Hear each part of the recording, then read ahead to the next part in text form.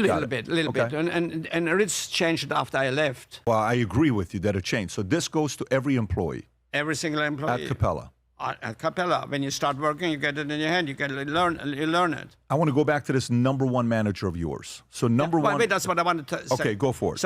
So this, when we took over that hotel, it was so strong a union. It was the worst employee survey and the worst guest customer survey ever had. New York. This manager got into New York, and the employees slowly adopted that. I tell you how well he changed it. 2 years later, the union contract was due. The employees insisted that the union adopt us. That's a general manager who was leading his people, who were part of the people. For the union to adopt this. That's right. The employees insisted on it. So what did he do? What did he really do? And that's what I'm appealing to every boss. He offered them to be part of something. Even Aristotle said, you cannot be fulfilled in life unless you have purpose and belonging. Why wouldn't we offer that to our employees? That is really my number one point. Offer them purpose, offer them belonging. Don't make them chairs.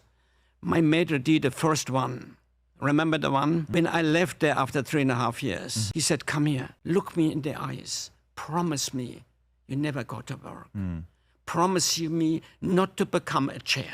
This is when you're leaving? When I'm leaving, 3.5 years later, when I was 17. This is the guy that impacted you heavily, not the GM, but the other guy. Yes.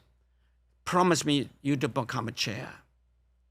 Because if you just go to work for the function that you fulfill, you're a chair, you're fulfilling a function. You have to have a high intent. The high intent is excellence in what you're doing. Promise me you don't become a chair. Okay, so relentless communication with employees, process management, root cause. What else made that number one? Environment of belonging and purpose. Got it. So those three things. Yes. Promise me you won't be a chair. Okay, so question for you. And again, he was relentlessly working on all process and continuing on. He was constantly seeking it's very important here. If a problem repeated itself, he was right away and said, okay, let's look at the process. Let's find the root cause. Why this process gone? A root cause analysis was his strength. And you know, here's the thing. If you find root cause of your mistakes, you become efficient. Because by eliminating the mistake, you improve the product and lower your cost. Instead of cost cutting, which means you take something away from the customer. Question. This guy, who did he end up becoming? He ended up becoming a vice president in the Beverly Hills Hilton for those hotels. And he ran for many years. He just a year ago and so retired from there. You still keep in contact? Oh, yes, absolutely. So there's a friendship? Oh, sure. Yeah. Incredible. Well, friendship. Behind my back, some of those guys got together, created a reunion for me a few months ago. And people came from Europe and Asia and all over. They're all running major companies. I know what happened. The truth is, I know what happened. They got together and said, Horst is getting old. Let's get together before he dies. You know that is true. But let me tell you, though. Let me tell you one thing, that this is very important for the audience to know this. You're 19, so you're how old? You're January 10th, so you just turned 87 3 weeks ago, right? Okay. So Matteo Maie, he brings you in, and I said, how does he look and feel? He says, oh, he's so strong. I said, tell me why. He says, I tried to take the bag from him. He said, no, you can't take this back. There's a lot of money. I can carry it myself.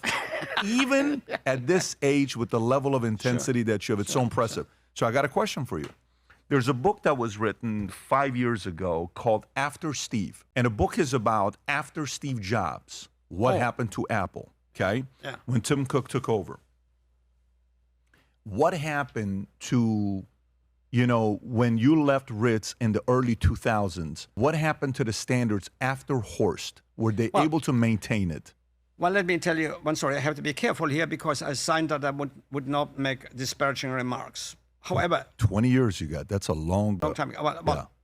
However, our most complimented non-negotiable in Ritz-Carlton was number 16. It's number 12 on this one here. Yeah. And Capella.